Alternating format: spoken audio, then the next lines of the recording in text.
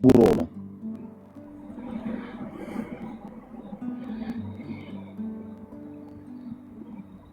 የአባቶቻችሁ ለቅሶና እንጉርጉሮ ነው። ኦኬ። ስለዚህ ለምንድን ነው ጴንጤቆስጤው እንደዚህ ያስፈራው? ልዩነታችን የእግዚአብሔር መንፈስ ነው እያልን ነው። ተባረኩ። እንዲሁ ወደደኝ። እንኳን ደህና መጣ ወንድማችን። ከዛ መሪ፣ ከዛ እንግዳ እንቀበላለን። እግዚአብሔር ይመስገን። የጌታ ጸጋና ሰላም ይብዛላችሁ። አሜን። እኔ ከታች ብዙ ጊዜ ደግሞ አዳምጣችኋለሁ። ቅድም ሰውየው ደግሞ ስናገር ያው በእርግጥ እየተከታተል ነበረ። ሰውየው በጣም የጴንጤ ወይ ለምሳሌ የወንጌል አማኞች ጥላቻ በጣም የሰከረ ሰው ይመስላል። እኛ ግን ደግሞ አንጠፋም፣ መቼም ደግሞ አንጠፋም። በስሙ ደግሞ እየተሰበሰብን ዳግመኛ የተወለድን በእግዚአብሔር ቃል እየተመሰረትን መቼም አንጠፋም፣ እንበዛለን። እና በጣም የሚገርመው ነገር ምንድን ነው? እነሱ ለምሳሌ አሁን ሙስሊም እና ኦርቶዶክስ ደግሞ ሲገቡ እነዚህ ኦንሊ ጂሰሶችም ደግሞ አንድ ላይ ሲገቡ ብዙ ጊዜ ደግሞ የሚወጉት እኛን ነው፣ ወንጌል አማኞችን ነው። እነሱ ደግሞ ቢወጉንም ከኛ ጋር ደግሞ ያለ የሚኖር ሕያው አምላክ ነው። ከእነርሱ ጋር ደግሞ ካለው ከኛ ጋር ደግሞ ያለው ድንቅ አምላክ ነው፣ ኃያል አባት ነው። እና እነሱ ይዋጣሉ እንጂ እኛ አንጠፋም። የሚገርም ነውና አንዳንዴ ስንመለከት መጽሐፍ ቅዱስ ላይ ደግሞ ስንመለከት መጽሐፍ ቅዱስ ደግሞ የሚለው ማርቆስ ወንጌል 16:15 ላይ ወደ ዓለም ሁሉ ሄዱ፣ ወንጌል ለፍጥረቱ ሁሉ ስበኩ፣ ያመነ የተጠመቀ ይድናል፣ ያላመነ ግን ይፈረድበታል፣ ላመኑት እነዚህ ምልክቶች ይከተላቸዋል ይላልና በጣም የሚገርመው ነገር ብዙዎቹ ሰዎች ደግሞ ስንመለከታቸው እነዚህ ምልክቶች የሚከተላቸው ለምሳሌ ልሳን መናገር ምንድነው፣ ታማሚዎች ላይ ደግሞ ቢያንስ ደግሞ ጸልየው የመፈወስ ጸጋዎች ሁሉ ነገር እዛ ደግሞ የተዘረዘሩ ጸጋዎች የሚከተሉት ላመነ ሰው ነው። ላመነ ማለት ጌታ ኢየሱስ ክርስቶስን የእግዚአብሔር የምስራቹን ወንጌል ሰምቶ የሚሰበከውን ወንጌል ደግሞ ሰምቶ ከዛ በሰማው አምኖ በመንፈስ ቅዱስ ታትሞ የልጅነት ስልጣን ደግሞ ለተቀበለ ዳግመኛ ለተወለደ ሰው ነው። እና ያ ለዛኛ ሰው ይህ ጸጋ ይከተለዋል። እና ስንመለከት እነሱ ለምሳሌ አሁን ብዙ ጸጋዎች ደግሞ እንደፈለጉ ደግሞ ሲናገሩ እንሰማለን። ሁለተኛ ደግሞ ቅድም ለምሳሌ አሁን በኩሉ ቤት ደግሞ ሲያወሩ የነበረው ምንድነው፣ ያመነ የተጠመቀ ይድናል ብሎ ይናገር አንድ ኤፍሬም የሚባል አገልጋይና የነሱ አስተማሪ ያመነ የተጠመቀ ይድናል ይላልና እነሱ ሲጀምር መቼ አመኑ? ሁለተኛ ደግሞ የሚድነው ምን የሆነ ነው ብሎ ይጠይቁናል። አንዳንዴ የሚድነው ምን የሆነ ነው? መልስ የሚፈልጉት ምንድነው? አምኖ የተጠመቀ እንድንላቸው ማለት ነውና እነሱ መጀመሪያ የነሱ እምነት የሚጀምረው ከእምነት ሳይሆን የእግዚአብሔር ቃል ደግሞ ሰምተው አምነው ሳይሆን ከውሃ ነው የነሱ እምነት የሚጀምረው። ጅማሬያቸው ደግሞ ከውሃ ነው። እምነቱ ጋር እነሱ ተቆርጠው የሉም እዛ ክፍል ላይ። ቃሉ ግን ደግሞ የሚለው ምንድነው? መጀመሪያ እምነት ከመስማት መስማት ደግሞ በእግዚአብሔር ቃል ደግሞ እዛ ደግሞ ያሰረዋል። የእግዚአብሔር ቃል ደግሞ ሳይሰሙ በውክልና ደግሞ ያመኑ በውክልና ደግሞ እየተጠመቁ ሁለቱም ላይ የሉም። አንደኛ መጠመቅ ለም ደግሞ የለም። እነሱ እንዴት እንደተጠመቁ አቁም፣ እንዴት እንዳመኑ አቁም። ከጌታ ከኢየሱስ ጋር ቃል ኪዳን ደግሞ የገቡበት ቀን የላቸው። ቃሉ ደግሞ ሲናገር ሮሜ 10:9 ላይ ኢየሱስ ጌታ እንደሆነ እግዚአብሔር ከሞታን እንዳስነሳው በልብህ ቢታምን ይላል። ያ በልቡ ደግሞ ያመኑበት ቀን የላቸውም፣ አቁም። ስለዚህ እናንተ ደግሞ ትጠፋላችሁ ደግሞ የሚሉት ስጋት ደግሞ ስላለባቸው ነው። እኛ መቼም ደግሞ አንጠፋም።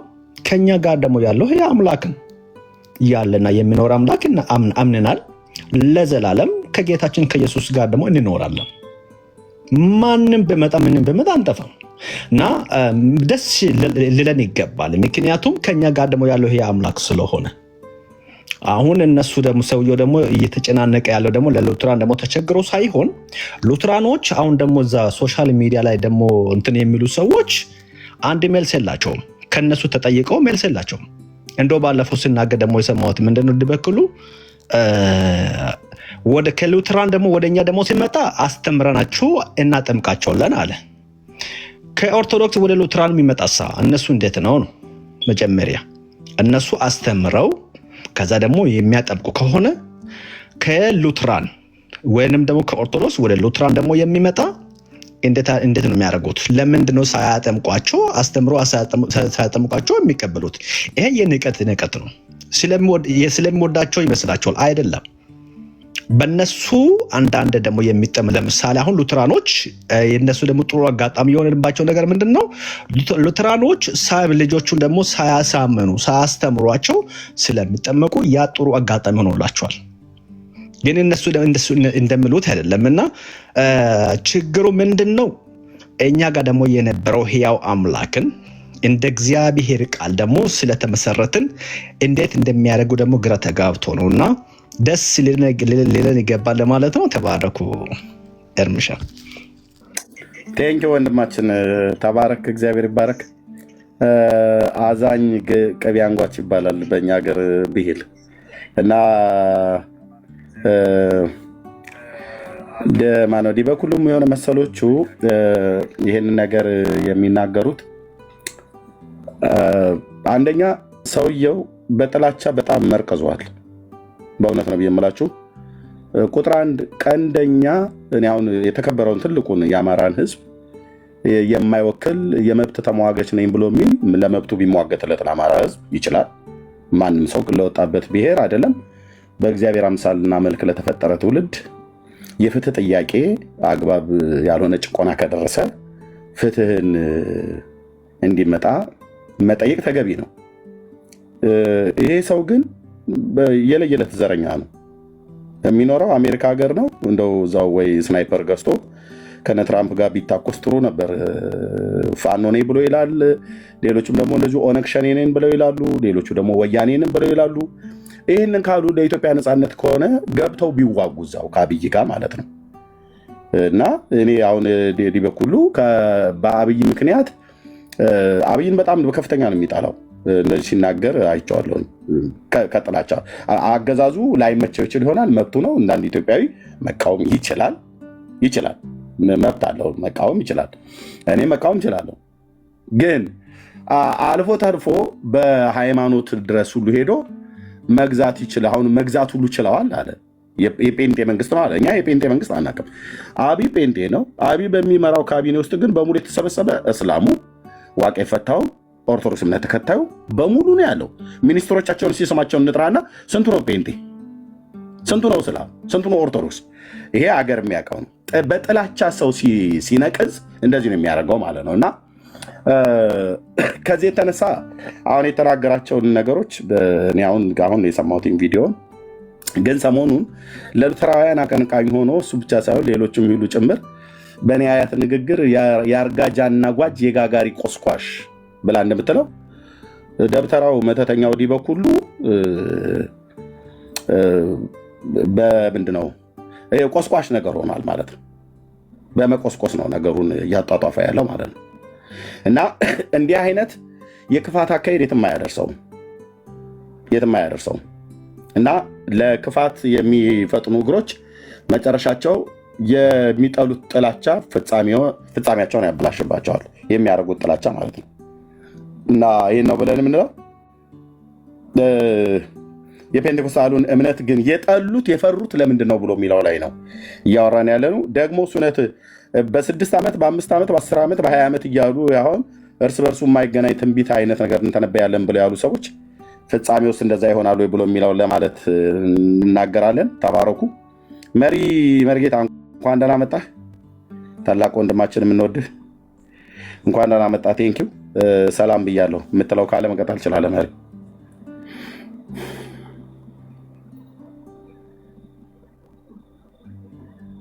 መሪጌታ አለህ? አለሁ። እርምዬ እንኳን ደህና መጣህ መሪ። አሜን አሜን። እንኳን ደህና ቆያችሁኝ። ሰላምና ጸጋ ይብዛላችሁ ለሁላችሁም። በጣም ደስ የሚል ውይይት ነው። ግን ምንድነው የብብቷን የቆጡን አወርድ ብላ የብብቷን ጣለች የሚባል ነገር አለና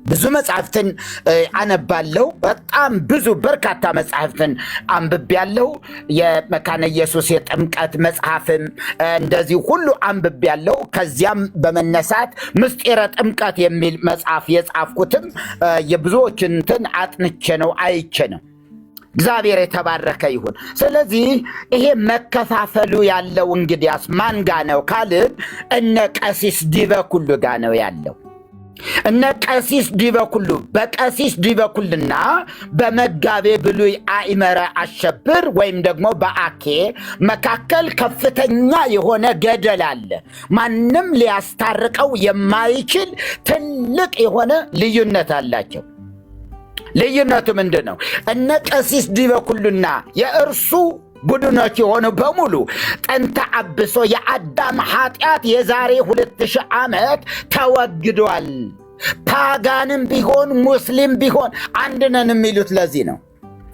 እኛና ሙስሊምና ኦርቶዶክስ አንድ ነው የሚሉበት ምክንያት የዛሬ 2000 ዓመት በመስቀል ላይ የሙስሊሙም ኃጢአት የፓጋኑም የኦርቶዶክሱም ሁሉ ተወግደዋል ብሎ ስለሚያምን ነው። ቡድኑ በራሱ ተወግደዋል ብሎ ያምናል።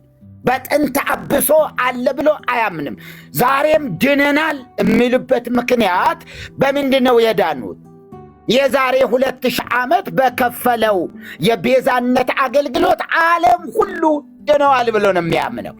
ሌላኛው እነ መጋቤ ብሉይ አይመረና ሌሎቹ ኦርቶዶክሳውያን ሊቃውንቱም በሙሉ ደግሞ ሰው የሚድነው ሲያምን ብቻ ነው ብለም ነው የሚያምኑ። ጥንተ አብሶ የሚወገደው ጥንተ አብሶ ከሰው ሕይወት ምን የሚለው የሚወጣው የሚፋቀው የሚሰረየው በኢየሱስ ክርስቶስ የማዳን ሥራ የቤዛነት አገልግሎት ሲያምን ብቻ ነው። ይህንን ካላመነ አሁንም ያው ነው፣ ኃጢአተኛ ነው፣ ያው አዳም ነው ብለው ነው የሚያምኑ ማለት። ሌላኛው ቡድን ደግሞ የክርስቲያን ልጆች ጥንተ አብሶ የለባቸውም ብሎ ያምናል። የተለየ ነው። ይሄ ደግሞ የክርስቲያን ልጆች ጥንተ አብሶ የሚባል የላቸውም፣ የሙስሊም ልጆች ግን አለባቸው ይላል። ይህ ወገኑ ከማን ጋር ነው? ከነ ዲበኩሉ ጋር የተያያዘ ነገር ነው ያለው፣ የተያያዘ ነው። አንዳንድ የሆኑ ክፍተቶች አሉ። የሙስሊም ልጆች ጥንተ አብሶ አለባቸው፣ የክርስቲያን ልጆች ግን ጥንተ አብሶ የለባቸውም የሚል በዚህ በኢትዮጵያ ኦርቶዶክስ ተዋሕዶ ቤተክርስቲያን ባሳተመችው መርሃ ጽድቅ ባህለ ሃይማኖትም እንዳያችሁት የክርስቲያን ልጆች መንግሥተ ሰማያት ይወርሳሉ ባይጠመቁም። መጠመቅ አያስፈልጋቸው፣ መጠመቅ ሳይጠበቅባቸው በቀጥታ መንግሥተ ሰማያት ይወርሳሉ ሲል የሙስሊም ልጆች ደግሞ ኢአማንያን ናቸውና ለአባቶቻቸው የተዘጋጀውን የገሃነም መንግሥት ይወርሳሉ ብለው ነው የሚያምኑ። ገሃነመ እሳት ይገባሉ። መርጌታ ገድለ ዮሐንስ እጨጌ ዘጸገሮ ገድል ላይ እስላምና አርማዊ ወይ ደግሞ መናፍቃን ይላል። በቅንፍ እስላም ሳይጠመቅ ይድናል ይላል ገድለ ዮሐንስ። አባ ዮሐንስ ዘጸገሮ የተባለው ማለት ነው። የጉንዶ ተክለ ሃይማኖትም በደብሩም የታተመው ሁለቱም ገድል እጄ ላይ አለ። እንደውም የጉንዶ ተክለ ሃይማኖትን አንተን የላክልኝ ባለፈው። በዛ ላይ በስርዓት እስላም ሳይጠመቅ አርማዊ ሆኖ በኦርቶዶክስ ሃይማኖት ይድናል። ግን ምንድነው ማመን ያለበት ይላል? የአባ ዮሐንስ ዘጸገሮን ገድል ነው ማመን ያለበት ይላል። እና ቀጥል። እንግዲያስ እምነትን የክርስቶስን ደም የረገጠ ያጥፋፋ የሚባለው እንደዚህ አይነት አስተሳሰብና እንደዚህ ያለ ትምህርት ነው። የክርስቶስን ደም መርገጥ ማለት ያለ ክርስቶስ ደም የሆነ በሳንቲም አያችሁ በዝክር ጠላ በማጠጣት መንግሥተ ሰማያት ይወርሳል የሚል እምነት የሞተ እምነት የሚለው ይሄ ነው። የሞተ እምነት የሚባለው የሞተ እምነት ይኸው እንደዚህ የሆነ ገድል ዮሐንስ ዘጸገሮ እሱን ያመነ ሰው ቢጠመቅ ባይጠመቅ አረማዊም ሙስሊምም የትኛውም ሰው መንግሥተ ሰማያት ይወርሳል የሚል ትምህርት ይሄ የመናፍቃን ትምህርት ነው። ነፈቀ ተጠራጠረ። መናፍቅ ማለት ተጠራጣሪ ሕጹጽ ሃይማኖት ማለት ምንድን ነው የሚጠራጠረው? መድኃኒታችን ኢየሱስ ክርስቶስ በመስቀል ላይ ተሰቅሎ አድኖናል። አዎ አድኖናል ግን የሚል ይህ መናፍቅ ይባላል። ኢየሱስ ክርስቶስ በመስቀል ተሰቅሎ አድኖናል ይልና ግን ደግሞ ሌላ አማላጅነትን ሲቀበል ሕጹጸ ሃይማኖት ይለዋል። ሕጹጸ ሃይማኖት መናፍቅነት ማለት ነው። ይሄ ነው ምሉ እምነት የሚሆነው ምንድን ነው? ኢየሱስ ክርስቶስ በከፈለው ዋጋ ድኛለሁ፣ ሌላ ምንም አያስፈልግም አያስፈልገኝም የሚል ሰው ይሄ ቀጥተኛ የሆነ እምነት ነው። ይሄ እምነት፣ ይሄ አስተሳሰብ፣ ይሄ አስተምሮ ጤናማ የሚባለው ይሄ ነው። ሌላው ኤርሚም ታውቀዋለህ። ቤተ ክርስቲያናት ጠቅላላ አጥቢያዎች በሙሉ በምን የተከፋፈሉ ናቸው? በዜማ የተከፋፈሉ ናቸው። ከዚህ በፊትም ነግሬያቸዋለሁ። በዜማ የተከፋፈሉ ናቸው። ቆሜ የሚባል ዜማ አለ። ቤተልሔም የሚባል ዜማ አለ። አጫብር የሚባል ዜማ አለ። ታች ቤት፣ ላይ ቤት፣ በአታ የሚባል አቋቋም አይነቶች አሉ። ሳንኳ የሚባል አለ። ሳንኳ፣ አጫብር፣ እነዚህ በሙሉ ልብ በሉ። እነዚህ አሉ ማለት ሊቃውንቱ አንድ አይደሉም ማለት። አንድ ሰው በአታን ተምሮ ከሆነ አጫብር ዜማ በሚዜምበት ቤተ ክርስቲያን ላይ ሄዶ በአታ እቆማለሁ ቢል አናቱን ነው የሚያፈርሰው። በመቋሚያ አናቱን ያፈርስ። ምክንያቱ የበዛው ነው የሚለው የኛ አይደለም ነው የሚለው። አጫብር ለምሳሌ ጎጃም ነው በአብዛኛው የጎጃም ዜማ አጫብር ነው። ምስራቅ ጎጃም አጫብር ነው። ስለዚህ አጫብርን ከቆማችሁ ትችላለ። ካልሆነ ግን አስወጥተው ነው የሚሰዷችሁ። ከነመቋሚያችሁ ከነጸናጽላችሁ አንጠልጥሎ ነው የሚያባራችሁ። ሊቀጠበብቱ የማይሌቱ ተቆጣጣሪ ሊቀጠበብት ይባላል። ማይሌት የሚቆጣጠረው ሰው እሱ ነው የሚያባራችሁና ክፍልፍል ያለ የኦርቶዶክስ ትምህርት በእውነት እላችኋለሁ። እኔ እንዲሁ በጣም የሚገርም ነገር ነው እኮ አንድነት የሚባል እኔ የምቀበለው ይህን ታገሌ ነው። ይህን አንድምታ እንኳ ራሱ የመጣው ምናልባት እንትና ጽፈውታል። ማናቸው ዶክተር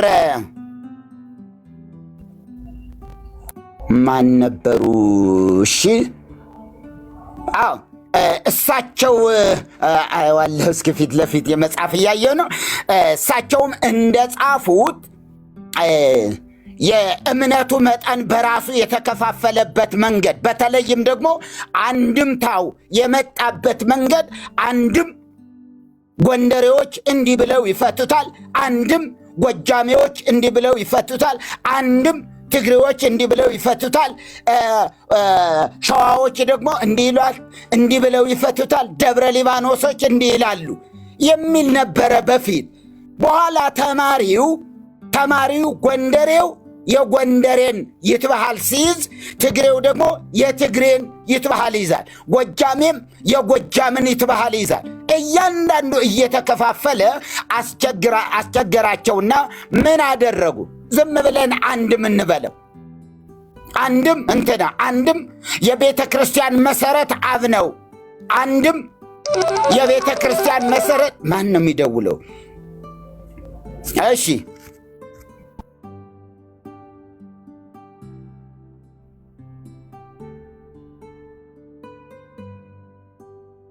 የሚደውለው ብሎክ አድርገው በኋላ ትፈታለህ። መርጌታ እንዳታወራ የፈለገ ሰው ነው ማለት ነው። ብሎክ አድርገው እና አንድም። ስለዚህ አንድምታ ምን አደረጉት? በኋላ ግን ዝም ብለህ አንድም። አሁን ጎጃም የሚል የለም፣ ትግሬ የሚል የለም፣ ጎንደር የሚል የለም፣ ሸዋ የሚል የለም። አንድምታ አንድም ማለት ጀመሩ። ምክንያቱ ሁሉም እንዲቀበሉት በዚህ መንገድ ነው የሄዱበት። ማስረጃዎች አሉ፣ መጽሐፎች ወጥቷል። በጣም ብዙ መጽሐፍት አሉ። እኛም ስንማር ይህንኑ ክፍል ይነግሩን ነበረ። እነንታ መንክር እንደዚህ ነበረ፣ እንትኖቹ እንዲህ ብለው ይፈቱታል።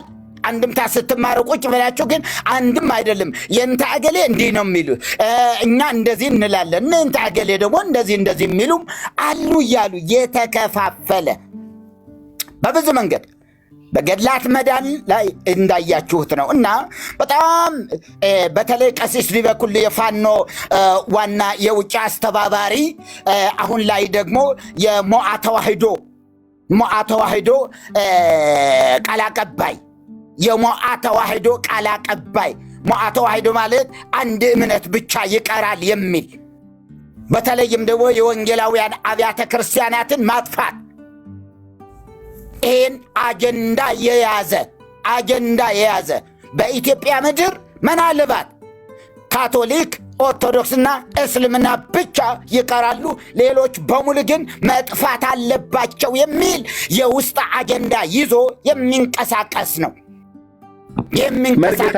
መርጌታ ቆይ ማናቸው? ብፁዕ አቡነ ኤርሚያስ ሰሜን ወሎ ብፁዕ አቡነ ኤርሚያስ የተናገሩት አንድ ግሩፕ አለ ብለው የተናገሩት አለ። ቪዲዮ አለኝ እጄ ላይ ወደ 250 ሺህ ተከታይ ያለው እና ባንዲራ እስከ መቀየር ድረስ ደርሰዋል። እነዚህ ሰዎች ለቤተ ክርስቲያኒቱ በጣም አደጋ ናቸው፣ ምዕመናንን እየወሰዱ ነው ብሎ የሚሉት የዚህ ዲበኩሉ ታጣቂዎች ናቸው እንዴ? ቀሲስ ዲበኩሉ ቃል አቀባይ የሆነበት ሞዓ ተዋህዶ ይባላል። ሞዓ ተዋህዶ ሞዓ ማለት አሸናፊ ማለት ነው። ሞዓ አሸነፈ። ሞዓ ተዋህዶ ማለት ተዋህዶ ያሸንፋል የሚል ነው። ቢሆንለት ቅባትንም ይጨፈልቃል። ቅባት ጎጃምን በሙሉ እንጠቀለዋለን የሚል ነው። እነ ደብረ ወርቅ እንግዲህ ቅባት ነው እስካሁን ድረስ ያው ቅባትነታቸው እንደያዙ ናቸው። የራሳቸው ጳጳስ አላቸው፣ የራሳቸው መምህራን ደግሞ አሏቸው። የተከፋፈለ የተለያየ ነው፣ አይገናኙም። ምስራቅ ጎጃምና ምዕራብ ጎጃም አንድ አይነት ትምህርት አይደለም ያለው። ምስራቅ ጎጃም ቅባቶች ናቸው። ይህንንም ሁሉ ሊጨፈልቅ ስለፈለገ ነው ሞዓ ተዋህዶ ያለው። ምክንያቱ አስቀድሞ በታሪክ እነ ተክለ ጻድቅ መኩሪያም እንደጻፉት እሳቸው እንደጻፉት በተለይም ከይኩኖ አምላክ እስከ አፄ ቴዎድሮስ በሚለው መጽሐፋቸው ላይ ቅባቶች ቅባትና ጸጋ አንድ ላይ ሆነው ከ300 ዓመት በላይ ቢያንስ 280 አካባቢ ይላሉ አንዳንዶቹ፣ በሶስት ተከፍሏል። ከ280 ዓመት በላይ ቅባትና ጸጋ ኢትዮጵያን ሲመግቡ ሲያስተዳድሩ ኖረዋል። ተዋህዶ ተጨፍልቆ ማለት ነው። በኋላ ላይ ቦሮሜዳ በሚባለው ስብሰባ ተደርጎ ነው ተዋህዶ አሸንፎ ይኸው እስከ ዛሬ ድረስ ያለ ክርክር ተዋህዶ እየተባለ ያለ እንጂ 100 ምናልባት በእኔ መጽሐፍ ላይም ጽፌዋለሁ ማስረጃውን ጠቅሼ ወደ 11,000 ሊቃውንት ተዋህዶ በመሆናቸው ብቻ አዘዞ ጎንደር አዘዞ ላይ ታርደዋል። ምን ስለሆኑ? ተዋህዶ። ማን ነው የገደላቸው? ኦርቶዶክስ ቤተክርስቲያን። ቅባት ተዋህዶ ቤተክርስቲያን ሊቃውንተ ቤተክርስቲያንን እንደ ሽንኩርት ነው የከተፏቸው። 11,000 ቀላል ነው እንዴ? አሁነ ጎርጎርዮስ 8,000 ነው የሚሉት። ያም 8,000 ቢሆን ቀላል ሊቃውንት ቁጥር ቀላል ነው ወይ? በሊቃውንት ደረጃ ምዕመን እኮ አይደለም፣ ህዝብ እኮ አይደለም፣ ሊቃውንት የተመረጡ። ይሄ ምንድን ነው የሚያሳየን? ትምህርቱ እየተከፋፈለ የተለያየ መሆኑ። አሁንስ አለ ወይ? አዎ አለ። አሁንም ቅባቶች አሉ፣ አሁንም ጸጋዎች አሉ፣ አሁንም ካራዎች አሉ፣ አሁንም ተዋህዶ አለ። ተዋህዶ የካራን ቡድን ይዘዋል። ካራ ማለት ቢላዋ ማለት ነው። ካራ ቢላዋ ማለት ነው። ዋ ካልከ እንዲሁ በቢላዋ የሚያርድ ማለት ነው። ከፍ ብሎ አንገትን ዝቅ ብሎ ባትን መቁረጥ ስለሆነ ስራው። ስለዚህ የካራ ባህለ እምነትን ተዋህዶ አሁን ላይ ይዞታልና ሞዓ ተዋህዶ የነ ቀሲስ ዲበኩሉ ቤተ እምነት ነው። እስልምናን ይቀበላል፣ ክርስትናን አይቀበልም። የትኛውም ክርስትና አይቀበልም።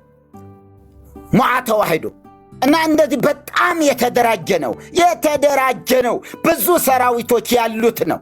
ዝም ብሎ ቀላል አባላት ብቻ አይደለም። መሳሪያ የያዙ ሁሉ እየተመለመሉ እነዚያን ለማጠናከር ሰምታችኋል። ከዚህ በፊት በቴሌቪዥንም ወጥቷል። የቤተ ክህነት የደብረ ማርቆስ ሀገረ ስብከት የቤተ ክህነት አስተዳዳሪዎች እኛን ጠልፋችሁ ውሰዱንና ከዚያ በኋላ ብር እንዲከፈላችሁ ብለው 7 ሚሊዮን ብር ያስለቀቁ ከቤተ ክህነት ኧረ ገደሉኝ፣ ኧረ ገደሉኝ፣ ኧረ ገደሉኝ እባካችሁ እርዱኝ እያሉ ግን እኮ እየተመቱ አይደለም። ውሰዱንና ብር እንድታገኙ ብለው ለፋኖ እጃቸውን ሰጥተው ማለት ነው። ከነሱ ጋር ተመካክረው የቤተ ክህነቱን ሀብት እንደዚህ አድርገው የዘረፉ እነዚህ ናቸው ፋኖ የሚባሉ። ይሄ ምንድነው? ሞዓ ተዋሕዶ በዚያ ውስጥ የተሰገሰገ ነው።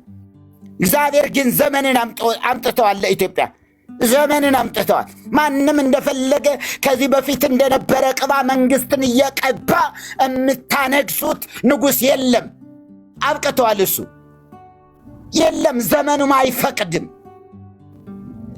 ዘመኑም አይፈቅድም። እግዚአብሔር ይመስገን። እኔ አሁን ምንም ላትወዷቸው ልትወዷቸው ትችላላችሁ። ማንም ሰው መብቱ ሊሆን ይችላል። እኔ ዶክተር አብይን እወዳቸዋለሁ፣ በጣም እወዳቸዋለሁ። መጽሐፍ ቅዱሳዊ ስለሆነ ነው። መውደድ፣ መገዛት፣ መታዘዝ መጽሐፍ ቅዱሳዊ ነው።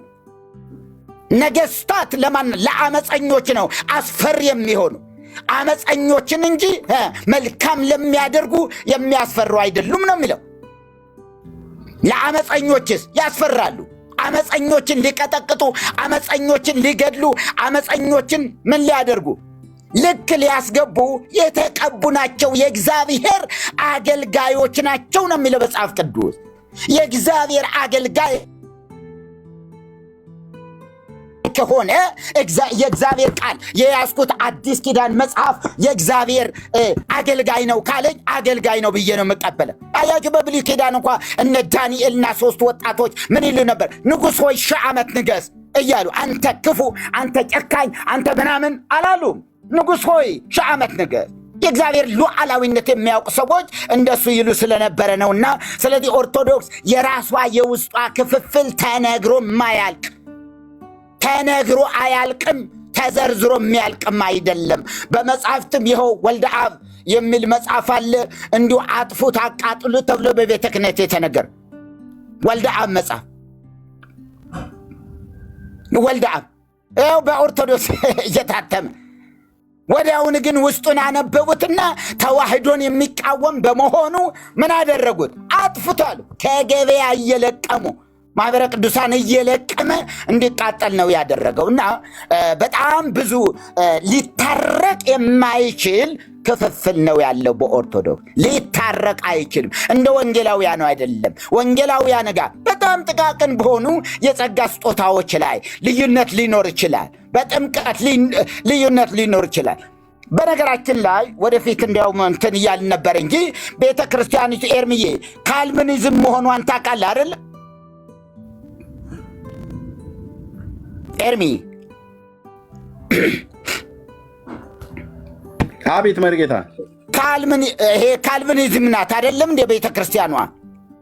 አዎ ካልቪኒዝም ናት እኮ። አንድ ሰው እግዚአብሔር አስቀድሞ ሲፈጥረው ለጽድቅ ለመንግሥተ ሰማያት ከሆነ ዕድሜ ልኩን ሲገድል ኖሮ በመጨረሻ ላይ የንስሐ አባቱን ጠርቶ ንስሐ ይገባል። ምክንያቱስ አስቀድሞ የተፈጠረው ለመንግሥተ ሰማያት ስለሆነ። እንደገና ጨዋ የነበረ ሰው ደግሞ እግዚአብሔር የፈጠረው ለገሃነመ እሳት ከሆነ ምንድን ነው የሚያደርገው? መጨረሻ ዘመኑ ላይ ሰው ይገድልና በዚያው ይሞታል፣ ወይም ይታነቅና በዚያው ይሞታል። ይሄ ነው እኮ ካልቪኒዝም ትምህርት ማለት እኮ ይሄ ነው። አንዴ ተመርጧል። ለጽድቅ ተመርጠው ከሆነ ገና ሳይወለድ እንደዚህ ነው እኮ እምነቷ። አንድ መነኩሴ የሚመነኩሰው አስቀድሞ ስለተመረጠ ነው መነኩሴ የሆነ። ጳጳስ የሆነው አስቀድሞ ሳይወለድ ስለተመረጠ ነው። ካልቪኒዝም ናት። የካልቪኒዝም እምነት ነው ያላት። ማንም ሊክደው አይችልም። ይሄ መጨረሻ ቆርቦ ይሞታል። ዘፋኝ የነበረ ሰው መጨረሻ ላይ ቆርቦ ይሞታል። ለምን? አስቀድሞ ሲፈጠር ለጽድቅ ስለሆነ የተፈጠረ ተመርጧል ተብሎ በምርጫ ነው። አስቀድሞ ተመርጠዋል። የተመረጡት ብለው ነው ጻድቃን ሰማዕታት የሚባሉ እነዚህ ገና ሳይወለዱ በማህፀን እያሉ የተመረጡ ናቸው። ለምን ለጽድቅ። በጣም ብዙ ኮተትና ብዙ ጉድ አለ። ብዙ ጉድ አለ። ስለዚህ የራሷን ብትሰበስብ ይሻላታል። የቆጡን አውርድ ብላ የብብቷን ጣለች ነው የሚሆንባት። እና ስለዚህ አሁንም ቢሆን ሌላ ነገር ነው እንትን የሚሉት እንዲያው እንኳን ዘንቦብሽ እንዲያውም ጤዛነሽ እንደሚባለው ነው። እንግዲህ እንኳንስ እንደዚህ ብላችሁ ገና ከውስጥ እንዲያውም ጎርጉረን እናወጣዋለን ካስፈለገ። እያንዳንዱ የዚህ መጽሐፈ ሲኖዶስ ላይ ያሉትን ሁሉ አውጥተን ብንዘረግፈው ታፍራላችሁ። ጌታ ይርዳን። እግዚአብሔር ይባርካችሁ። በጣም ወዳችኋለሁ፣ በጣም አከብራችኋለሁ። ስለሰማችሁኝ ደግሞ በጣም አመሰግናችኋለሁ። ኤርምዬ ጋድ ብለስ ዩ። ተባረክልኝ የኔ ወንድም። በጣም እማከብርህ፣ በጣም እወድህ። እግዚአብሔር ይመስገን። በጣም እወዳለሁ። እግዚአብሔር የተባረከ ይሁን። ተባረኩ ሁላችሁም። እነዚህ ቤካ ሰብለ፣ እንዲሁም ከላይ ደግሞ ቲሾ ወደ ሐራስ፣ ሌላ ማን አለ? መሲም ብያለው። ሁላችሁ እግዚአብሔር በነገር ሁሉ ይባርካችሁ። በጣም ይባርካችሁ። በጣም ኤርምዬ በጣም እንዴት እንደምወድ እኔ ልገልጽልህ አልችልም። የእውነት ነው።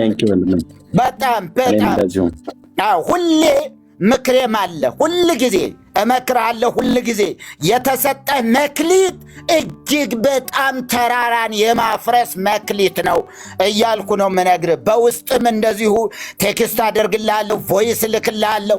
በጣም ትልቅ የሆነ አንድ አይጥ ለማሳደድ የምትሮጥ አይደለህም አንተ። በጣም ትልቅ ተራራ። ዛሬም ድረስ ብዙ አባቶች ቤተ ክርስቲያኗ ራሷን እንድትፈትሽ ያደረግካት አንተ ነህ። ማንም ይሄ ብዙ ሄደናል፣ አይተናል፣ እያየናቸው ነው። አባቶች የተባሉ ሁሉ የሚያዳምጡት ያንተን መልእክት የማያዳምጥ ሰው የለም። ምክንያቱም ምንድን ነው? ይሄ ባህሪው ነው። ደግሞ ለምሳሌ ዶክተር አብይ መስማት የሚፈልጉት ኢቲቪን አይደለም፣ ፋናን አይደለም፣ ዋልታን አይደለም። ጠላት ምን እያለ ነው? ምንድነው ክፍተቴ? ምንድነው ማሟላት ያለብኝ? ምን የተፈጠረ ችግር አለ በማለት በጠላት በኩል ጠላት በሚባሉ በኩል ያለው ሚዲያ ይከታተላሉ። ልክ እንደዚህ ኦርቶዶክስ ቤተክርስቲያን ኔዲ በኩሉን ምንም አሽቀንጥራ ይጣለቻቸው ዝም ብለው እንትን ናቸው። አንተን ግን በጣም የሁሉም ሰው ታርጌት አድርጎ የሚሰማ አንተን ነው። በተለይም ደግሞ እርሷን ታርጌት ያደረገ ነገር እና ምን እላለሁ እኔ ሁሌም የምናገረው ነገር እንዲሁ አይጥ ለመግደል ብያለሁ። ኤርምዬ አይጥ ለመግደል ላውንቸር አታነሳ፣ በመጥረጊያ ነው፣ በላውንቸር አይደለም። ላውንቸር አለኝ ብለህ በላውንቸር አትመታትም። አይጥ ናት፣ በቃ መጥረጊያ ነው የሚበቃት። የተሰጠ መክሊት እጅግ በጣም ግዙፍ ነው። ለዘመናት 3,000 ነው ከዘርዓ ያዕቆብ ወደ 500 ዓመት ሙሉ የተገነባ ግንብ። እኔ አንድ ጊዜ አቡነ ጳውሎስ ነበሩ፣ ስብከት እያገለገልኩ ነበረ ወሊሶ ማርያምና ወደ 8 ጳጳሳትም አብረው ነበሩ። እዛ አስተማርኩና አንድ የሆነ እንትን ነበረ ህንፃ ቤተ መቅደስ አዳም ፈታዊ ህዝበ ፋሬስ አይን ርእሰ ፍጡራን ተብለ ለፍጡራን አርአያ ሥላሴ እስመ ተፈጥረ እንዘ ሥላሴ ባዕዳን የሚል እንትን ነበረ። ቅኔ የሰጠው ነበርና ሥላሴ ለዚህ ህንፃ ባዕድ ናቸው የሚል ነው። ለዚህ ህንፃ ባዕድ ናቸው እስመ ተፈጥራ። ምክንያቱስ ሰው በአርአያ ሥላሴ የተፈጠረ ስለሆነ ይህንን ህንፃ ከማየት አይኖቻችንን እንመልስ እና ምን አሉኝ አቡነ ጳውሎስ አስታውሳለሁ። ምን አሉ? አንተ 500 ዓመት የተገነባ ግንብ ከታች ሆነ አፈርሳለሁ ብትል አንተ ጋር ነው የሚፈርሰው። አቡነ ጳውሎስ አስታውሳለሁ። ምን አሉ? አንተ ጋር ነው የሚፈርሰው፣ ቀስ በል ያሉኝን አስታውሳለሁ። ምንድነው ኤርምዬ? በጣም ብዙዎች ይጠብቁሃል። በጣም ብዙዎች ጳጳሳት እየጠበቁህ ነው። ካህናቱ እየጠበቁህ ነው። የመጽሐፍ መምህራን እየጠበቁህ ነው። አንተን የምትለውን ነገር ለመስማት እየጠበቁ ነው። በኋላ ሌላ ቤት ያገኘዋል። ሌላ ቤት አሁንም ሲፈልጉ ሌላ ቤት ነው። ርዕሱ ማይመቻቸው ሊሆን ይችላል። ማይመለክ ዛሬ ሌላ ነው የያዘው ብለው ዘግተው ይሄዳሉ። ዛሬ ሌላ ነው እያሉ የእውነት ከልቤ ነው የምነግርህ። ተባረክልኝ ነው ወንድም። እግዚአብሔር ይባርካችሁ። ሁላችሁም ተባረኩ።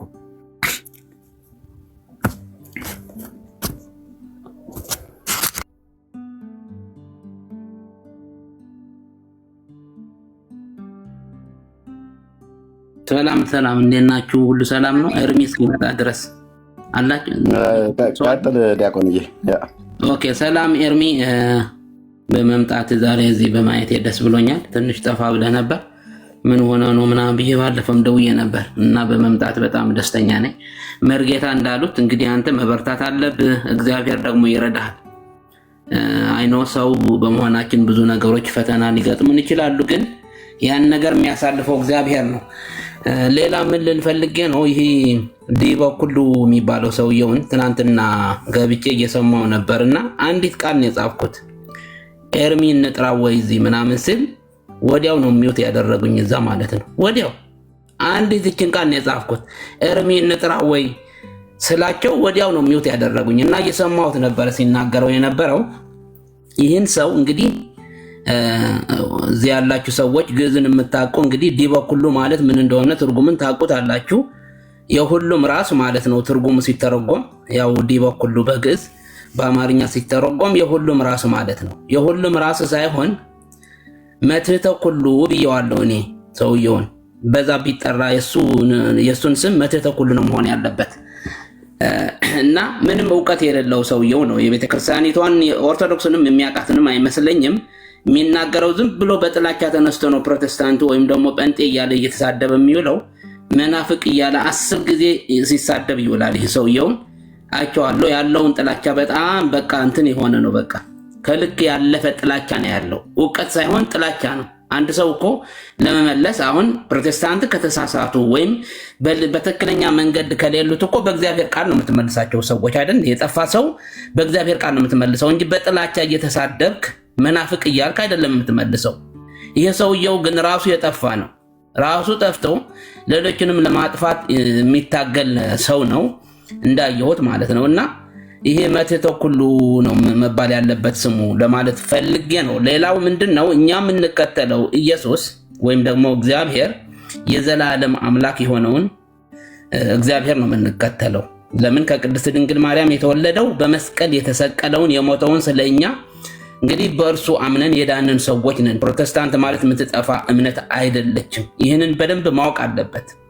ምክንያቱ ይህ ትልቅ ጥላቻ ወይም ደግሞ ፍርሃት ያላቸውን ቅድም ኤርሚ ስትለው የነበረው ፍራቻቸው እነዚህ ሰዎች ምንድን ነው ካልክ እንግዲህ ካሉበት ጥቅም አሽቀንጥሮ እነሱን የሚያስወግድ ስለሆነ መጽሐፍ ቅዱሳዊ የሆነውን የእግዚአብሔርን ማንነት ይዘን ስለምንሄድ ነው። የእግዚአብሔር መንፈስ ያለበትን ሁሉ ይዘን የምንከተል ስለሆነ የሚያስፈራቸው ይህንን ነው። ኦርቶዶክስን የሚያሽቀነጥር ነው። ምክንያቱም እነሱ የያዙትን መጽሐፍታቸው ሁሉ ራሱ ገደል ይዟቸው እየገባ ያለው መጽሐፍትን ያላቸው እነሱ ለንግድ ነው ይህን ሁሉ ገድልና ታምራትን ጽፈው ህዝቡን እየነገዱበት ያሉ ማለት ነው። እውነቱን ግን ያለው መጽሐፍ ቅዱስ ወደ እግዚአብሔር ዘወር ባሉት ጊዜ ግን አይኖቻቸው ሁሉ ሲገለጥ የነበረውን መጋረጃ ነው የሚቀደደው ማለት ነው። ያንን አላወቁም እነሱ እንጂ ፍርሃት ነው እንደዚህ የሚያደርጋቸው። እችን ደግሞ የምትጠፋ አይደለችም። መርጌታም እንዳሉት ማንም ከኢትዮጵያ ምድርም የሚያጠፋው የለም ከእንግዲህ በኋላ አይደለም። እንትን አሁን ለምሳሌ በትግራይ ውስጥ በብዛት ጠንካራ የሚባለው የሚፈራው ትግራይ ውስጥ ነበር። ትግራይ ውስጥም አሁን ገብተናል። እንግዲህ እየተሰራ ነው ያለው፣ ብዙ ነገር እየተሰራ ነው። አክሱም ውስጥ ብዙ ነገር እየተሰራ ነው ያለው። አሁን ክርስቲያኖች እያደጉ ነው እና ይህንን ማንም የሚቀይረው ነገር የለም ከእንግዲህ በኋላ። ዲበኩሉ የሚባለው ሰውየውን መትሕተ ኩሉንም ያው እንግዲህ እርሙን ማንሳት አለበት። ይህንን የትን መድረስ አይችልም። ዝም ብሎ ነው የሚወራጨው ያለው ማለት ነው። አቅም የሌለው መወራጨት መጨረሻውን ያው እንግዲህ አንድ ማንም ሰው ዘሎ መሬት ላይ ነው የሚወድቀውና የትም አይደርስም ለማለት ፈልጌ ነው። ማን ነው ፓስተር ትዝታው ባለፈ የተናገረውን ያየው በጣም ስስቅ ነበርና ዲበኩሉ የሚባለው ሰውየውና ይሄ ማን ነው ይሄ ዘማርያም የሚባለው ጸበል ቀጂዎች ናቸው። ጸበል ቀጂና ምንድናቸው እነዚህ? ይሄ ድምጽ የሚቀጆ እንደዚህ አሰላፊዎች አሉ አይደል? እንደዛ ነው እነሱ። ምንም ዕውቀት የላቸውም። የቤተክርስቲያኒቷን ዕውቀትንም የላቸውም። ጠለቅ ያለ ዕውቀት የላቸውም። ገብተህ ስትጠይቃቸው አይመልሱም። ወደ ስድብ ነው የሚገቡት እና ያንን ነው አሁን እየተሳደበ ያለው ለማለት ፈልጌ ነው። ኤርሚ እና ያዝ በቃ። ተንኪው አመሰግናለሁ። በርታ ኤርሚ። እንግዲህ አለን እኛንም ካንተ ጋር። እግዚአብሔር ደግሞ የበለጠ አንተን ያበረታሃል። አይኖ ብዙ ነገሮች ያው ያስፈልግሃል። ያው እንግዲህ እስኪ እግዚአብሔር አለ በነገር ሁሉ ይረዳ። ታንክ ዩ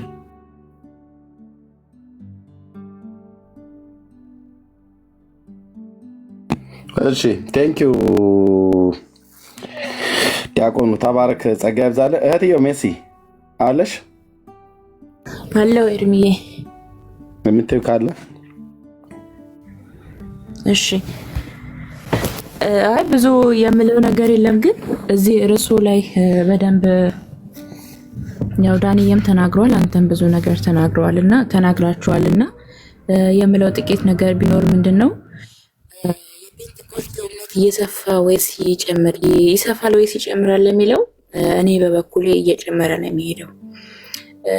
የጴንጤቆስጤን መጥፋት ወይም ደግሞ እንዳይበዛ የሚመኘው ያው የእኛ ጥላቻ ያለበት ሰው ነው። እንደ ምሳሌም እንግዲህ አንስተናል፣ አውርተናል ማን እንደሆነ። በጣም ይገርማል። እስከዛሬ ይጠፋሉ ሲባል እየበዛን እንሄድ ነው፣ ወደፊትም እየበዛን ነው የምንሄደው። ከኛ ጋር ያለው የእግዚአብሔር ልጅ ኢየሱስ ክርስቶስ ይረዳናል። መንፈስ ቅዱስ ከኛ ጋር ነው ያለው። ስለዚህ እየጨመረ የሚሄድ እንጂ እየጠፋ የሚሄድ አንዳችም ነገር የለም። ይልቅስ ይጠፋል እያሉ ሲያማርቱ እየጠፋ ያለው እየቀነሰ ያለው የት ጋር እንደሆነ እንኳን በቅርብ ጊዜ ከራሳቸው አንደበት የሰማናቸው ብዙ ነገሮች አሉ። እግዚአብሔር በደሙ የገዛው ህዝብ ነው የጴንጤቆስጤው ህዝብ። ማንም ሰው ተነስቶ ጥላቻን ስለዘራ የሚጠፋ ወይም የሚቀንስ ነገር የለም። እግዚአብሔር ይመስገን። በዘመናት መካከል ሁሉ እግዚአብሔር አለ ከኛ ጋር። የረዳን እግዚአብሔር ነው፣ ያገዘን እግዚአብሔር ነው። መንፈስ ቅዱስ ከኛ ጋር ነው። ስንናገር አብሮን የሚናገር አንደበት የሚሆነን ኃይል የሚሆነን አቅም የሚሆነን በንግግሮቻችን በየሁሉ ስፍራ ከኛ ጋር ያለ መንፈስ ቅዱስ እንድንጠፋ ሳይሆን እንድንሰፋ የሚረዳን ነው። ምንናገረው እዚህ ጋር መተን ስለ ጌታ ስንናገር ከኛ ጋር የሚናገር መንፈስ ቅዱስ አለ። ከራሳችን የምንናገረው ነገር የለም። ኤርሚ እዚህ ጋር ሲናገር መንፈስ ቅዱስ ስለረዳው ነው። በህይወታችን በእያንዳንዱ ሁኔታ ውስጥ ሁሉ መንፈስ ቅዱስ አለ። በመውጣት በመግባታችን በእያንዳንዱ እርምጃችን በአገልግሎታችን ነገር ላይ ሁሉ መንፈስ ቅዱስ አለ። እሱ ስለሚረዳ ነው ዛሬ ላይ ሰው ሆነን እዚህ ጋር እስቲል ነው ቁጭ ብለን የምንናገረው መንፈስ ቅዱስ ስለረዳን ነው። መንፈስ ቅዱስ የሚገለጥበት ህዝብ ነው ጴንጤቆስጤ። እኔም አንዷ ነኝ፣ እናገራለሁ፣ ሁሉ ጊዜ እናገራለሁ። ከኛ ጋር ያለው ከሁሉ ይበልጣል። እየበዛን እንድንሄድ እንጂ እየጠፋን እንድንሄድ የሚያደርገን አንዳችም ኃይል የለም። ጌታ ስሙ ይባረክ። ወደፊትም እንበዛለን። ትውልድ ሁሉ በክርስቶስ ኢየሱስ ደም ይሸፈናል። ትውልድ ሁሉ ወደ ጌታ ወደ ኢየሱስ ክርስቶስ እየመጣ ይሄዳል። ይሄ ትውልድ የነቃ ህዝብ ነው። በሰዎች አስተሳሰብ ሰዎች በፈለሰፉት አስተምሮ የሚመራ አይደለም። የእግዚአብሔርን ቃል እውቀት የሚመረምር ህዝብ ነው። መንፈስ ቅዱስን የሚረዳ ህዝብ ነው። እውነትና ውሸትን የሚመረምር ህዝብ ነው። ጥላቻን ስለዘራህለት ብቻ በጥላቻ ውስጥ በቃ እንትና እኮ መምህር ከሌ እንዲህ ብሏል ብሎ በጥላቻ ውስጥ የሚሄድ አይደለም። ጌታ ይባረክ። ወደፊትም እንበዛለን። አሁንም እየበዛን ነው። እንደ ንግግሮቻቸው እንደ ሟርታቸው ሳይሆን መንፈስ ቅዱስ ንግግራቸውን እያከሸፈ ትውልድን እያበዛ የሚሄድ ነው። ደግሜ እላለሁ ከኛ ጋር ያለ ከሁሉ ይበልጣል። በኃይላችን ሳይሆን በኃይሉ የምንተማመን የእግዚአብሔር ህዝቦች ነን። ከምንም በላይ ብዙ ዓመት ሲዝቱ ብዙ ዓመት ሲያማርቱ ኖሯል። ሟርታቸው በገዛ ቤታቸው እየተገለጠ እኛ ጋር መንፈስ ቅዱስ እየደመቀ ነው የሚሄደው። ክብር ለእግዚአብሔር ይሁን። ጌታ ይባረክ። አንዳንዱ ነገር እየገለጠ በማስረጃ ሲያመጣ ትውልድ እየዳነ ሲሄድ ቀላል አይደለም ወገኖች፣ ቀላል አይደለም። ምናልባት በሰዎች እይታ ቀሎ ሊሆን ይችላል። እድሜ እግዚአብሔር ስለረዳው ነው። በቤቱ ተንበርክኮ የሚጸልየው ጸሎት ነው እዚህ ጋር ፍሬ እያፈራ ያለው። ብዙዎቻችን እግዚአብሔር ረድቶን ነው።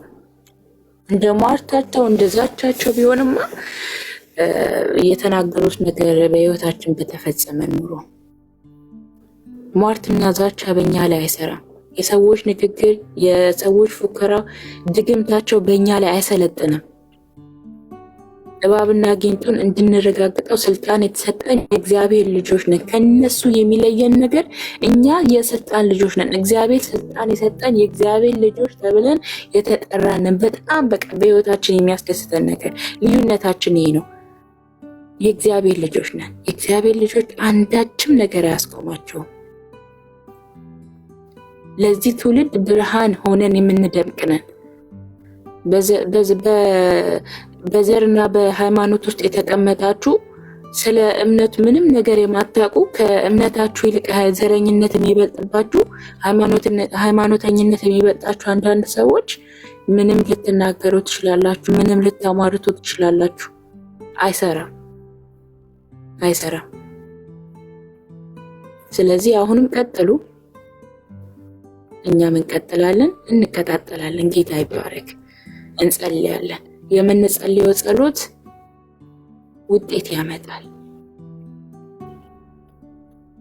ዛሬ የጸለይነው ነገር አሁን ተንበርክከን ስንነሳ መልስ ይዘን ነው የምንነሳው። ብዙን ጊዜ ሰምቻለሁ፣ ብዙን ጊዜ አድምጫለሁ፣ ብዙን ጊዜ ተከታትያለሁ። ይዝታሉ፣ ያሟርታሉ። በዚህ ወር በ5 ዓመት ውስጥ ይላሉ። በ5 ዓመት ውስጥ ጴንጤ እየሰፋ ሲሄድ አይ ቆይ እስቲ እኒ 7 እናርገው፣ አይ ቆይ እስቲ እኒ 3 እንጨምር፣ 10 እናርገው፣ 15 እናርገው እያሉ ይሄዳሉ። ገና ይቀጥላል። እስከ 100 እስከ 200 እስከ ሚሊዮን ይቀጥላል። እየጨመረ ይሄዳል። እየዛቱ ያሟርቱ ይሄዳሉ። ህዝቡም እየቀጠለ ይሄዳል። ዓለም በክርስቶስ ኢየሱስ ትጠቀለላለች። መጨረሻው ያ ነው። ጌታ ስሙ ይባረክ። እኛ የዓለም ብርሃን ነን። የብርሃን ልጆች ስለሆንን፣ ብርሃን የበራልን ልጆች ስለሆንን፣ ከድቅድቅ ጨለማ ያመለጥን ስለሆንን፣ የምናሟርት ህዝብ ስላልሆንን፣ እግዚአብሔርን የምንፈራ በጽድቅ በቅድስና የምንመላለስ ስለሆንን ጌታ ስሙ ይባረክ። በእኛ ላይ አይሰለጥንም። ለምን አንተባበርም? እናከሽፈዋለን። ከኛ ጋር ያለው ከሁሉ ይበልጣል። ጌታ ኢየሱስ ስሙ ይባረክ። ተግታችሁ ጸልዩ። ሁላችሁም በየስፍራችሁ ላይ ብዙ ነገር ሊባል ይችላል። ወደፊትም ሊባል ይችላል። ከዚህ በፊትም ብለዋል። ምንም ይበሉ ምንም ሲከሽፍ እንጂ ሲፈጸም አይተን አናውቅም። ትንቢታቸው ሲከሽፍ ነው የምናየው። ወደፊትም ብዙ ሊተነብዩ ይችላሉ። ብዙ ነገር ሊሉ ይችላሉ። ግን ወፍ የለም። ሲከሽፍ እንጂ ሲፈጸም አይተን አናውቅም ትንቢቶቻቸው። ጌታ ስሙ ይባረክ። እግዚአብሔር ይመስገን። ከኛ ጋር ያለው ከሁሉ ይበልጣል። እየተባረኩ ሌሎች ማውራት ስላለባቸው ጊዜ እንዳሊስ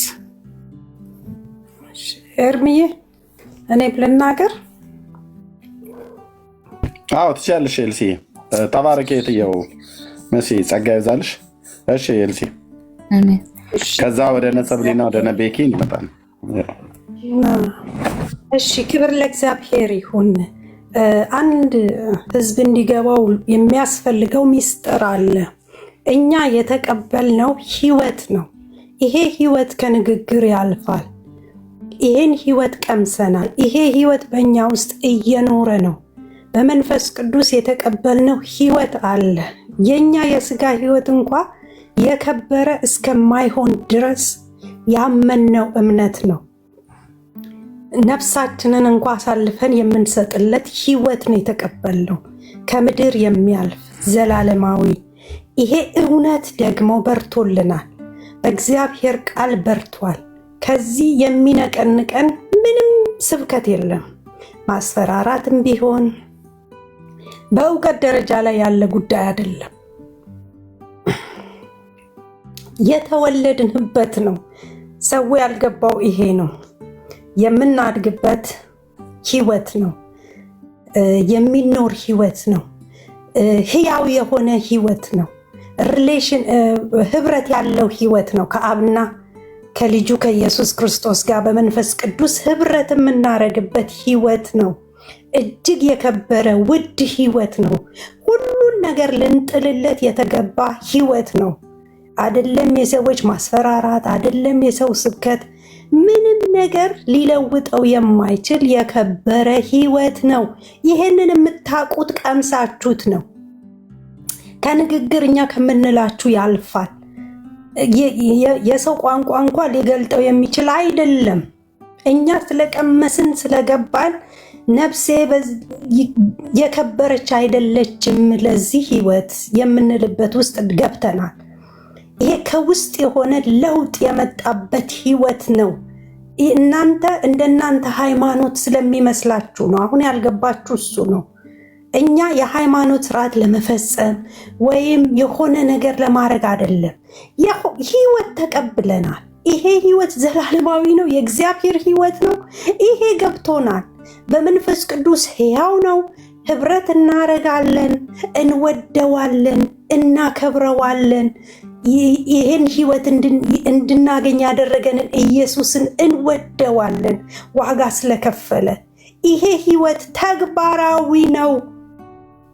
እውነት ነው። ይሄ እውነት ነው። ንቅንቅ እንዳንል የሚያደርገን ቀምሳችሁ እዩት። ያን ጊዜ የምንለው ይገባችኋል። ያን ጊዜ ጴንጤ የማይጠፋበት ምክንያቱ ይገባችኋል። ያን ጊዜ ምንድነው ያገኙት? ምንድነው የቀመሱት የምትሉት በመንፈስ ቅዱስ ውስጣችን የገባ ጣፋጭ ህይወት አለ። በቃ እንዴት አድርገን እንግለጥላችሁ? ቃሉ ተናግሮታል። የእግዚአብሔር ቃል ያለው ሁሉ እውነት ነው። እኛ በህይወታችን ተፈጽሞ አይተነዋል። ይሄ ለዚህ እውነት ነው እኛ የምንቆመው። የቃሉ ምስክሮች ነን። ይሄ የእግዚአብሔር ቃል ላይ የሚለው በእኔ ተፈጽሟል፣ ይሄን ህይወት ተቀብያለሁ፣ እየኖርኩት ነው ብለን ለዚህ ህይወት ነው ልንመሰክር የምንወጣው እና ከዚህ እውነት ደግሞ የከበረ ምንም ነገር የለም። በቃ ይሄ ምድር አይመጥነውም ለዚህ እውነት። ይሄንን ምድር ጥለን መሄድ ካስፈለገ ጥለን የምንሄድለት ህይወት ነው።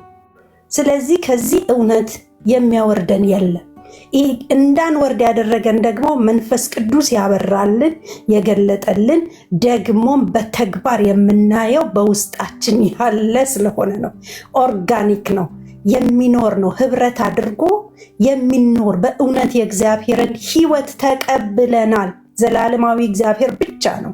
ይሄ ህይወት በእኛ ውስጥ ገብቷል በመንፈስ ቅዱስ። ለዚህ ህይወት ታትመናል።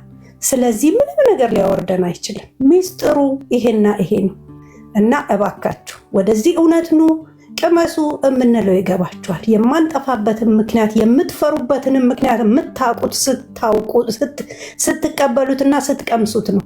ልንጠፋ አንችልም። ምክንያቱም የሚጠፋ ህይወት አልተቀበልንም። ኢየሱስ መጥፋት ከቻለ እኛም እንጠፋለን።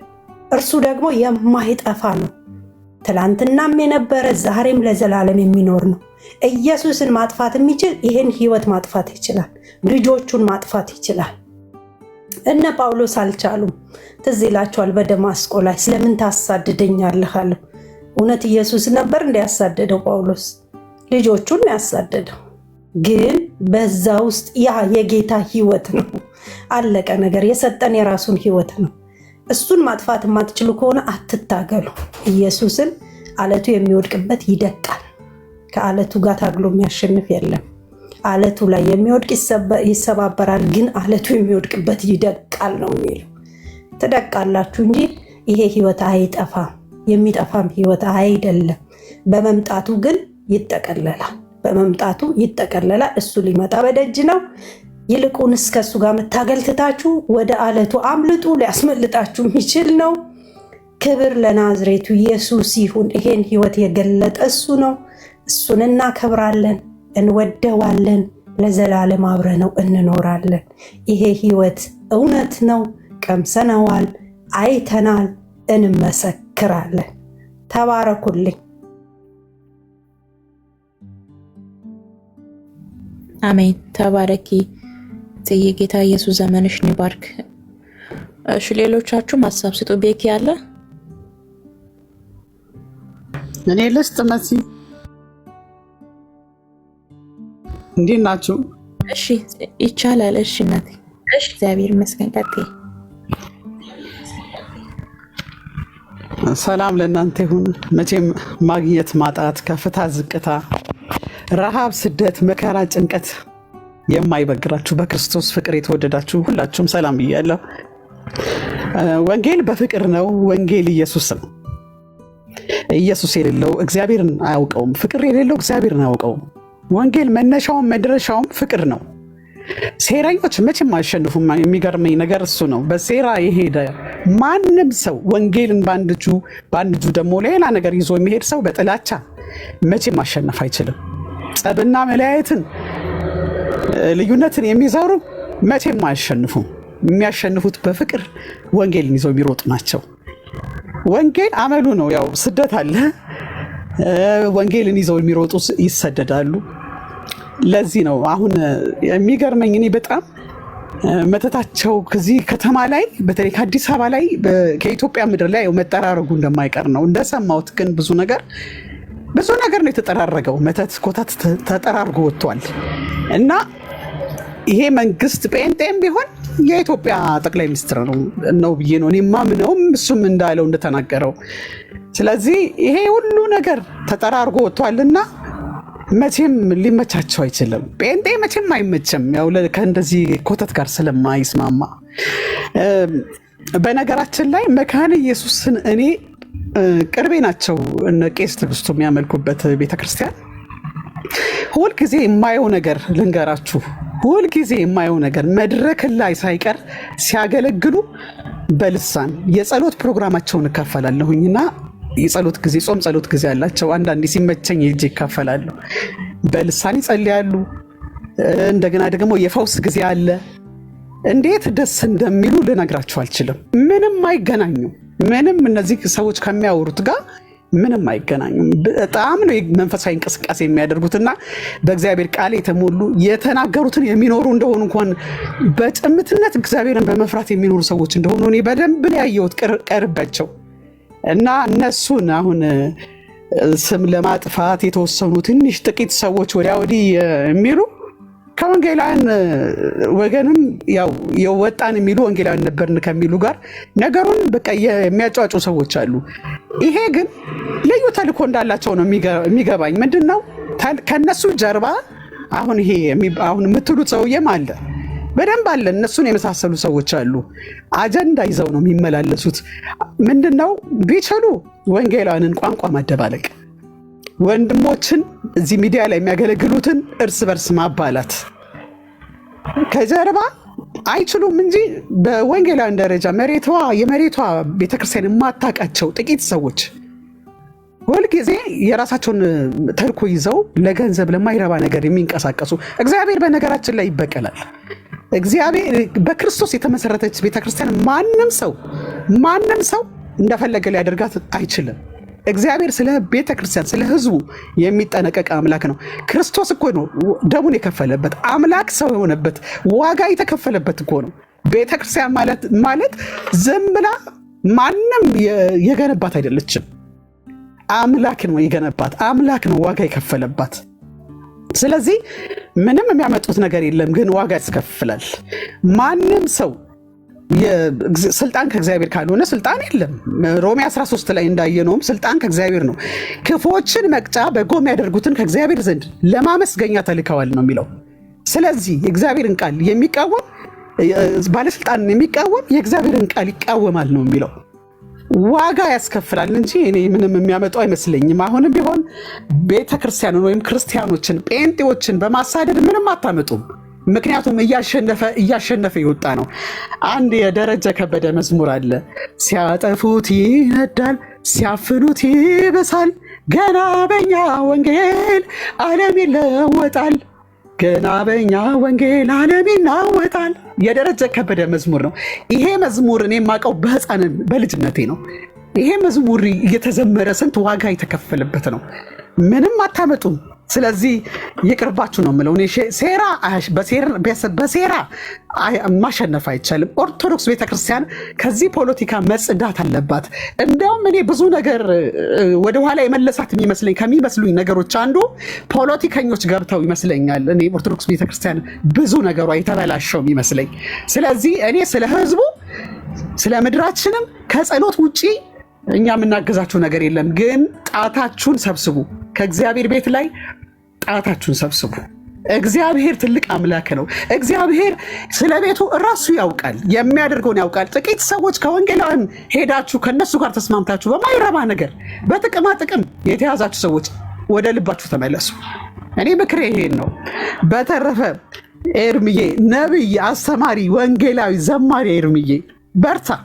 እግዚአብሔር ካንተ ጋር አለ። እኛም እንወድሃለን፣ ከጎንሃለን። መርጌታ እግዚአብሔር ይባርካችሁ። በጌታ ነገር የምትተጉ ሁሉ ዋጋ የምትከፍሉ ሁሉ እግዚአብሔር ለእናንተ ትልቅ ውለታ ትልቅ የሚያደርገው አለው። ብድራታችሁ ታላቅ ነው። ተባረኩልኝ ሁላችሁም፣ እግዚአብሔር ይባርካችሁ።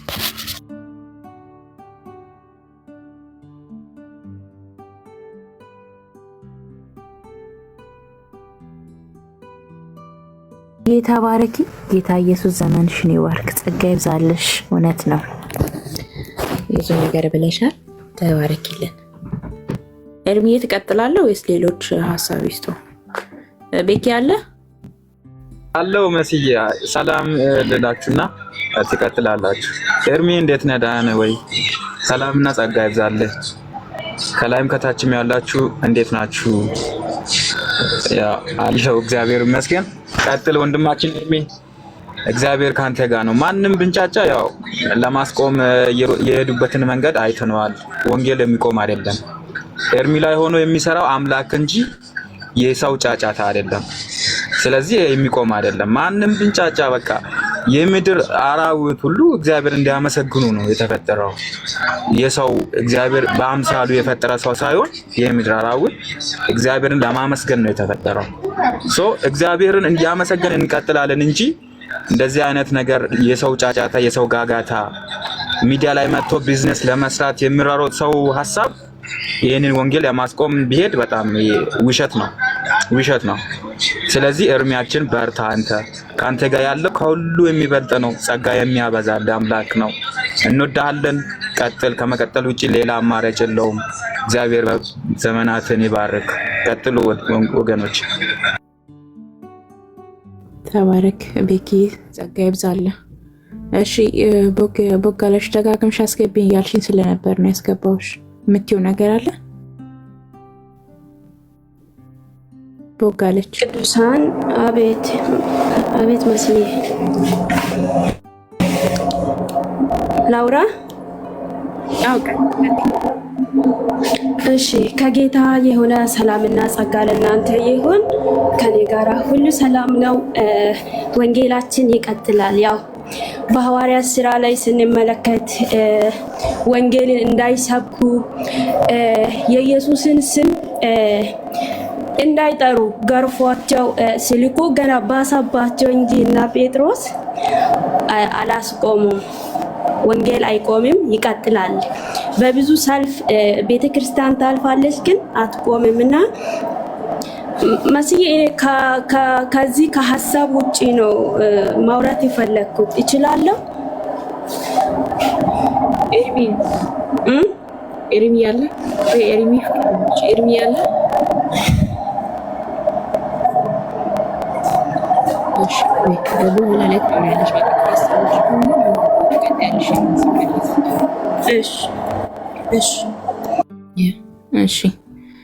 እሺ ዲያቆን ጎዶልያስ ሰላም።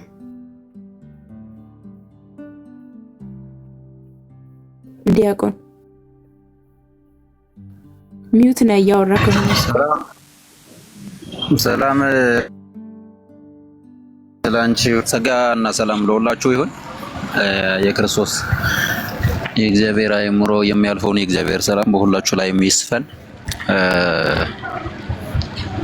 ጌታ ክብሩ ይውሰድ። በጣም ደስ የሚል ምስክርነቶችና ምክሮችን ጭምር ስሰማ ስለነበረ ይሰማል አይደለ? አዎ ይሰማል። የት ሆነ ነው? ተደብቀሃል እኮ። ኦኬ ወረደ። እሺ ወገኖች አላችሁ? አለን።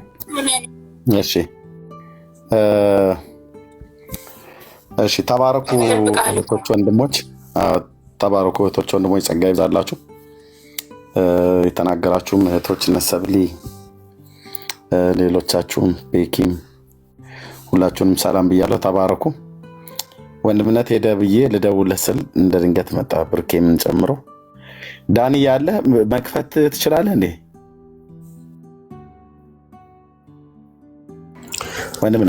እሺ ወንድምነት ቤት ገብቻለሁ። አንድ 10 ደቂቃ ምሳ እየበላሁ ነውና 10 ደቂቃ እስከዛ ክፈታ፣ ታብታብ እናድርግ። ኧረ እሺ ክፈታውና አንተ እየበላህ ያለ ታብ ኮፒ ሊንክ ሼር ይደረጋል። እሺ ወረድና ክፈታው። እሺ ብሩኬን ከዚህ ቤት ብሎክ አድርጎ ማን ነው የሚያስወጣልኝ? ማን ነው በውለታ ሊውል የሚችል? እኔ ያለው እሽቀዳደማለሁ ብሎክ አድርገሽ እሽቀዳደማለሁ እኔ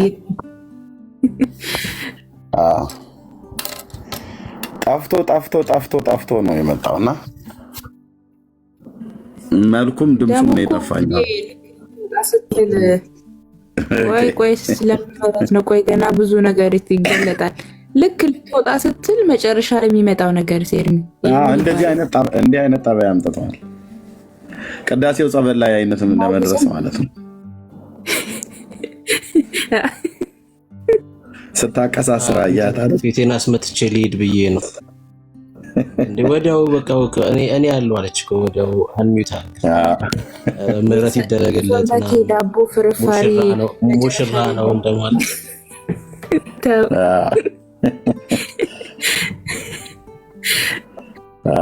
አሁን ሩጫ ላይ ነው። ቀናቶች እኮ እየቆጠርን ነው አብረን ሊሞሸር ማለት ነው። እንኳን ደህና መጣህ ወንድምነት። ሰላም በልና። ደህና ነን ሁላችንም። ዳንዬ ጋር እንሄዳለን። እሺ ሰላም ያለው ወገኖች፣ ኔትወርክ ነው መሰለኝ ትንሽ ዘግየት ይላል። እኔ ጋር ሰላም ብያለሁ። ኤርሚዬ መርጌታ፣ ወዲ ሀራስ፣ መሲ፣ ሰብለ፣ ቤኪ፣ ወጋለች ክርስቲያን ወንድም እህቶች ሁላችሁንም ሰላም ብያለሁ። ከእግዚአብሔር ከአባታችን ከጌታም ከኢየሱስ ክርስቶስ ጸጋና ሰላም ከሁላችሁ ጋር ይሁን። ስላገኘኋችሁ ደስ ብሎኛል። ተባረኩ።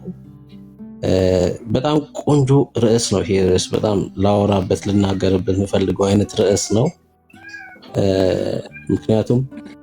ምክንያቱም ማታ በደንብ እንገባበታለን እና የሰዎችን አሰራር በቃ በደንብ ማውራት አለብን በዚህ ጉዳይ ላይ ማታ በደንብ ለምናወራበት ሰዎች መወራት አለበት። ይሄን አላምንም ይሄን አንቀበልም ቢሉ እንኳን የእግዚአብሔር መንፈስ ግን ከሰዎች ሕግና ድንጋጌዎች አልፎ ሲሰራ ያየን ስለሆነ ማለት ነው። ከሰዎች ሕጎች ከሰዎች ድንጋጌዎች አልፎ እግዚአብሔር እየሰራ ነው ያለውና በጣም ማውራት አለብን። በጣም በደንብ መነሳት ያለበት ርዕስ ነው ይሄ ርዕስ። ጌታ ይባረክ። ያ ማታ እኔ ከፍታለሁኝ ቤት ጸጋ ይዛላችሁ። ዳንዬ ጋር እንሂድ። ከፍቷል ኦልሬዲ። ዳንዬ ጋር እንሂድ። ቤካ መጣ ደግሞ በቃ ዳንዬ ጋር እንሂድ። ዳንዬ ጋር ና ቤካ እዛ ሂዱ። በቃ ሁላችሁም ላወርዳችሁ። ኤርሚሻ አቤት። አንዲት ጥቂት ላውራ ፕሊዝ። ከፍታለህ እንዴ? ቆይ እህታችን ቦጋለች። ዳንዬ ቤት ከፍቷል። ምንድን ነው ያልሽኝ እህትዬው? እሺ ዛሬ ሮብ ነው፣ ፕሮግራም አለን እኮ ነገ ነው የምከፍተው። ኦኬ ቴንክ ዩ። አይሽ ረስቸው አተርፈሽኛል ከጉድ።